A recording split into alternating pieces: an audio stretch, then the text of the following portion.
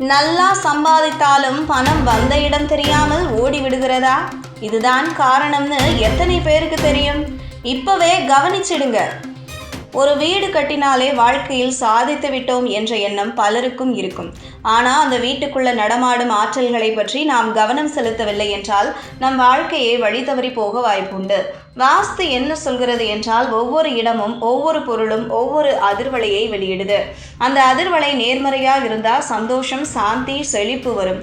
இல்லாவிட்டால் எதிர்மறை ஆற்றல் வலம் வந்தால் சிக்கல்கள் மட்டுமே நம்ம பக்கத்தில் சுற்றி வரும். நம்ம வீட்டில் வைக்கிற ஒரு பழைய உடைந்த கண்ணாடி கூட நமக்கு தெரியாம நெகட்டிவ் ஆற்றலை தூண்டுகிறது. பயமுறுத்தும் படம், கிறுக்கிய சிலைகள், பெருசா தேவையில்லாத வீண் பொருட்கள், இந்த பொருள் எல்லாம் வீட்டுக்குள் இருக்கும் அமைதியை பாதிக்கிறது. வெளியே எத்தனை நேரம் உழைக்கிறோம்னு முக்கியமில்ல, வீட்டுக்குள்ள நேரம் தவறுனா வாழ்க்கை ஒழுங்குபடாது. அதான் காரணம். ஒருத்தர் எல்லாம் சரியா பண்றது இருந்தாலும் அவருடைய வாழ்க்கையில் முன்னேற்றம் இல்லாமல் இருக்கும். காரணம் எதிர்மறை ஆற்றல் வீட்டுக்குள் இருந்து தூண்டுவதுதான்.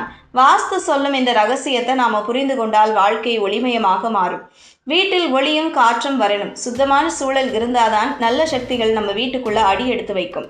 இவை இல்லாமல் இருக்கும்போது சந்தோஷம் இருந்தாலும் கூட அந்த நிம்மதி நம்ம கையில் நீண்ட நேரம் இருக்காது. வாஸ்துப்படி வீட்டில் பூஜை அறை எப்போதும் வடகிழக்கு பகுதியில் இருக்க வேண்டும்.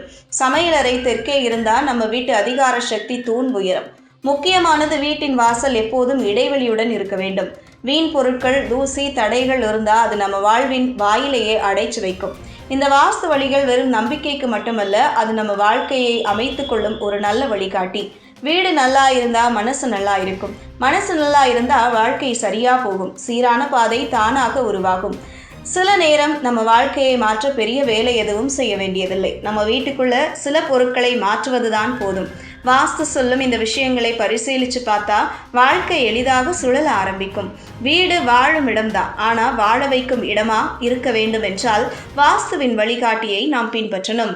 இது போன்ற முக்கிய நிகழ்வுகள், அரசியல் தகவல்களை ஆழமாக மாறுபட்ட கோணத்திலும் அறிந்து கொள்ள மறக்காமல் பாரத் மெயில் 24 பக்கத்தை பின்பற்றிக் கொள்ளுங்கள்.